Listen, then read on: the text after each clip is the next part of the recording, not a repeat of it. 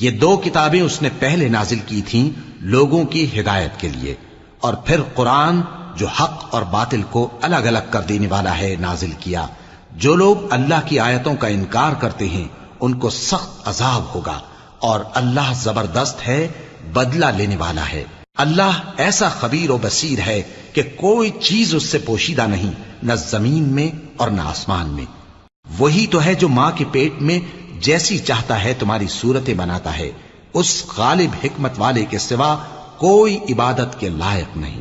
اے پیغمبر، وہی تو ہے جس نے تم پر یہ کتاب نازل کی جس کی بعض آیتیں محکم ہیں اور وہی اصل کتاب ہیں، اور بعض دوسری متشابہ ہیں۔